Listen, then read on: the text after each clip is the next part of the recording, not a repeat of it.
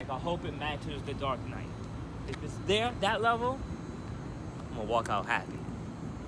And what? And walk out happy and do what? I'm gonna give a good ass review. I'm gonna be happy. Oh, you're gonna give a good review? Yeah, let's see it. I just right top of the roof.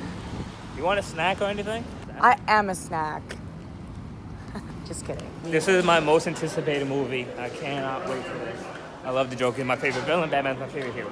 You know, the Joker might actually be legit because of his psychological issues. Guys, she's never seen The Dark Knight, so It's none of their business. it is now. You know, I'm actually hoping I finish this quickly so I can just focus on the movie. Can't wait. Looks like you will. Fucking $5 and it's smaller than my hand. Yo, facts. How's it going, guys? What's up, champs? We're back at The Real CEO, and I'm at Lexia. Follow us on the gram at Behind the Struggle. yes, and we are behind the struggle. So, guys, we just actually got back from seeing The Joker. We've been doing a lot of movie reviews. Sorry. This is the last one for a while. Yeah, it is. This was my most anticipated movie of this year besides Avengers Endgame. Alexia, what about you? I was gonna watch it no matter what, but I'm more of a Marvel person, not a DC. I'm loyal. You know what I mean? Wow. I'm actually very curious to hear Alexia's take or what Why? she took Because you from the think I'm film. psycho? No. Before we get into the movie, there's been a lot of criticism around this film. People walking out of the theaters trying to Why? people saying to ban the film and that they think it's going to cause people to do violent acts. And after seeing the film, honestly, I don't agree with that at all. I think if anything... Before seeing the film, I don't agree with that. Yeah, me either. I mean, I personally, I don't really like to get into politics or whatever, but I think the very people saying these things, just by saying it, I think you're putting that idea in people's heads. Because this character's been around for 80 years. So you're talking about propaganda and how the general population are just weak followers. Yeah, basically. You know, it's true though, 80% of the population is. That's a joke line right there. No, he's right. I mean, sorry. No, never mind. I think it's a great character study. It's like a life of someone that kind of just goes down a downward spiral. So, that out the I way. didn't see a spiral though. He was there the whole time. I agree, but you saw that it got like progressively worse. I think it was the same the entire movie. Interesting. Cinematically, it was one of those things where there was like one character, obviously Joker as the main character, and he not only was the focus, but he was the entire movie. There wasn't really a scene without him in it, and Okay. that doesn't happen often anymore. Yeah. No matter what. So that's cool. Story-wise, there was 2 spins that I caught before they happened. We'll get into that later. I do appreciate how they spun this because apparently there's like several dozen versions of Joker or whatever. And I guess this one was attempting, in my opinion, to be more like Marvel because it was trying to be more relatable and realistic. I loved the movie. I thought it was... We didn't need to ask you that. We knew that. What else? Sorry. My favorite is always going to be Batman. Because his rogues gallery, you know it better than any other hero you can name. The only one that matches him is Spider-Man. But the reason for it is because his villains and the characters are so complex. There's a lot of layers to them. I think for people who want to retell these stories or these characters or make movies, there's a lot to sink your teeth into. I love that there were moments where I was like there, I was like, wow, like that's the Joker. How's it compared to the Heath Ledger Joker from The Dark Knight? Don't compare them. They're their own separate thing, and I think they're equal. Heath Ledger's was amazing, but so was Joaquin Phoenix, and honestly, I think he should win an Oscar for his acting. His performance in this movie was... Yeah, honestly, you know how hard it is to laugh on purpose? Like, you know when you're like, smile for a picture? Imagine laughing like that, like on purpose. Yeah. It's really hard. Yeah, and the way how he did it, I thought was great. Like, he made it seem like it was painful. It was consistent. You know, cinematography was great. The way how they made Manhattan look like 1980s Manhattan, like, it was great. Just everything, just the color palette, the tone, the acting, the music. I could definitely tell the music, the score was trying to tell a story of its own, which kind of helped lead the story, but it was definitely very much influenced by Hans Zimmer's score from the Dark Knight Christopher Nolan films. You can hear like certain strings from the Joker theme from the original were there as well, and I was like, okay, you could definitely tell they use that as a reference, but they kind of went their own way, but I could definitely see similarities. His backstory is kind of ambiguous. You don't really know where he came from, and I love that in this movie they gave multiple different things that could have been or could have not been. Could be the truth, could be a lie. Like, you don't know. And I think that's great because it kind of keeps the character in this mystery. You're in the main character's head for most of it because you're watching what he's going through. So you're not sure if you're experiencing what he's experiencing or what he is immersed around. Which was kind of cool. Mental illnesses, it's a huge gray area. All of that shit, it doesn't matter because you're not living that life.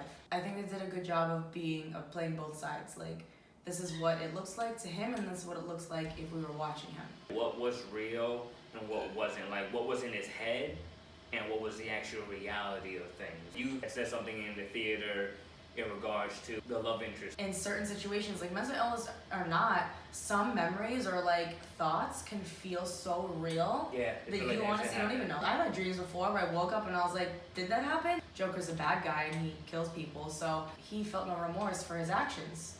This sounds really weird and morbid, but you know, everyone dies, and does it matter who dies and when and how? Like, yeah, it matters at that moment, but like, I've said this before, 2 years from now, for example, who cares? I'm not saying it's right to kill anyone, that's how he was looking at it, and not relatable, I'm just saying that makes sense. From the perspective on how he sees things and how you were trying to word it, I believe, is that at the end of the day, it's like, we're going to move on. Like, and it's only as important or as significant as we make it. Which is a crazy take, because movies don't do that. In some ways, I really related to Arthur Fleck's character, how like he just felt like he was just going through shit, and just putting on like a happy face just to get through shit, and like everything was just building up inside. That is a strange thing to bring up, because the movie, I don't think I laughed once, but I also didn't jump at all. It literally was like a reality check in a way.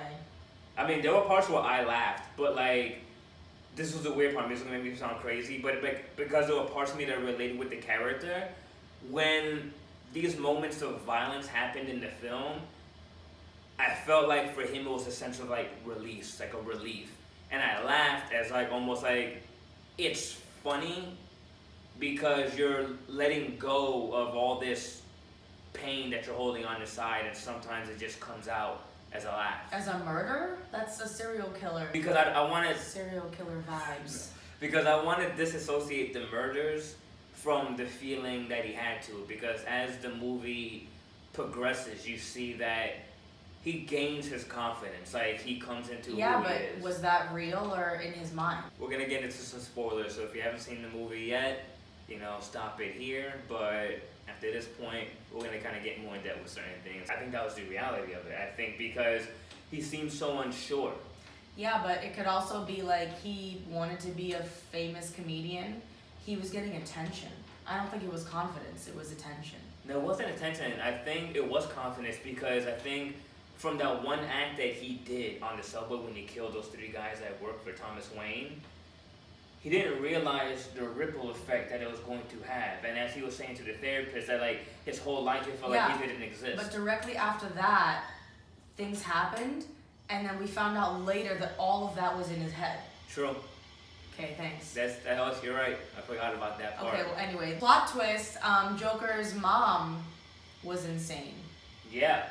And there was a twist where Alexia, I was like, this motherfucker. She was writing a letter to Thomas Wayne, and I was like, watch it say that the Joker's his son or whatever, I'm gonna die. And they opened the letter and it was and I look at her and it was like, your son. It's a tombstone. I was like, R.I.P. Alexia. Alright guys, when you see this, I like to edit this, put like a little goat emoji over here, because goddamn genius just like figured it out, and I was like, what the hell? But then we figured out that she actually was crazy. Yep. But that's one of the things that I guess I was critical about, because just because a parent has a mental illness doesn't mean the kid would. Plus, he was adopted.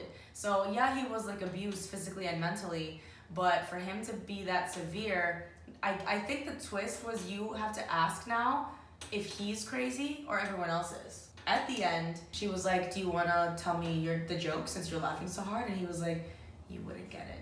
Reality is perception. The movie did a really good job of like showing you the mental state of someone who actually is crazy. You can't really put your finger on anything, like what was real, what wasn't, what's real to him and what's not real to you, maybe two different things. And it's like, right, but also like what caused this or how can we prevent it in the future? Yeah. You can't. When he killed those 3 guys in the subway, a lot of people actually backed him on it, even though they didn't know who he was. They just knew he was a killer clown because of what these 3 people represented. It's the 1%, like the wealthy, and everyone else was kind of just struggling. So because of that, a lot of people kind of came together to push through that. And I really love the speech he said at the end to Maury. But he killed those guys because they were beating him up. Oh, yeah. It was self-defense. And I'm not saying that it was deliberate, but I'm saying for an objective, like, looking at it, the overarching. Yeah, but that's what I'm saying. Like, you know, every choice, like, shapes you into who you are. That was a choice that Joker made that blew up into something completely not what he intended. You're completely correct. But it also made him feel like he actually did exist. Like, his actions had a significant impact on other people's lives, so it made him feel like, oh, I am real.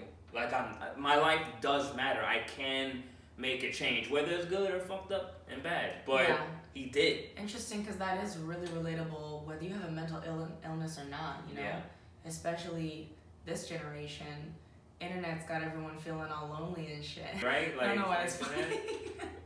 Joker right here, bro. Look at it. That's a Joker laugh. Shut up. Anyway, second spoiler that I called before it happened, when the clown that saved Joker from the police car, he went and found Thomas Wayne, of course. He was coming out of the theater. Oh. And I was like, is this how they're going to spin off Bruce's parents dying? And sure enough, they did. Now Bruce, as a child, saw his parents murdered in front of him in this scenario. By a clown. By the clown. But there's more, like, there's a bunch of them. So, like, he's a kid, and he, you know, he's just now figuring out, like, he doesn't know the world of politics. It's like, I think that was a very interesting twist. Knowing the rivalry between Batman and the Joker, like, I like that it wasn't the Joker directly, but the Joker somehow played a part in it by making these people. So now, by that being his main rival, it's like, well, yeah, he kind of has this thing because he saw a clown kill his parents. So when this guy pops up, and how fucked would it have been if it was his older brother? Or even if Bruce thought for a minute that was his older brother. Yeah, and that was another thing that I thought was pretty cool, because when they actually did play in this one, I was like, that's crazy, because if they are, like, nemesis, like, to one another, it's like, it's crazy and fucked up that somehow they are somewhat related. They come from the same genes, and I was like, that's so they crazy. planted that seed, but I guess it's not true in the end. So I think their pre-production phase was on point. They did a really good job. I agree. The Dark Knight in this movie, honestly, for me, stands for like my 2 top superhero films, and because they're tackling issues and make you think about things that I've never thought about in any Marvel movie. Usually a Marvel movie I go, it's fun, it's entertaining, you know, and maybe for me, because I saw The Dark Knight before Infinity War came out, you know, like, that's like the villain story, but they did that in The Dark Knight way before, 10 years before. So, like, for me, it's like they really make you question your own psyche and how people see things, and I really like that DC is able to make films like this in the superhero genre. I think it's very thought-provoking, and I really appreciate it, personally. I wasn't listening. Great, so Joker on a scale of 1 to 2, 1 being a no, 2 being a yes. 2 million. Damn. I'm gonna say 2 as well, because it's very unique. Like I had mentioned before, the genre, I think it's on its own. Being from California, I know people act differently in every state, and it's just a natural, just does a different vibe. So Joker being in Gotham, which is New York, it was amazing because people in New York are like that already. I mean, if you've never visited New York, come see what I'm talking about. Yeah, he's saying he might become a Joker. He said there was end credits, and we waited till the very end. And there weren't. Nothing there. Do not wait. You're welcome. I'm gonna do mine. I'm not gonna look fucking crazy.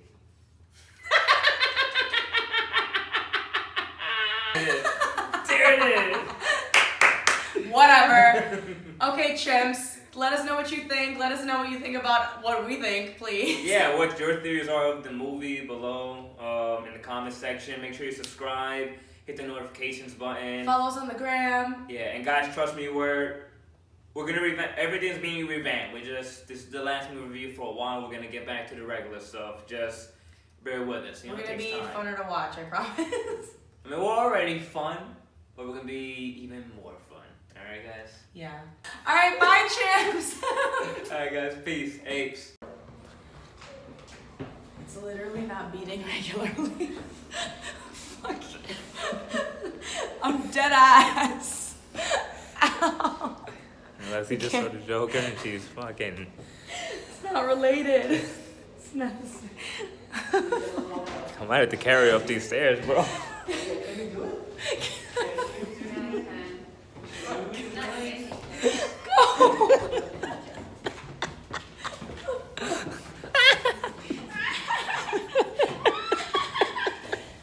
Oh shit. I can't breathe. Yo. Come on, you got this, you got this. No, seriously.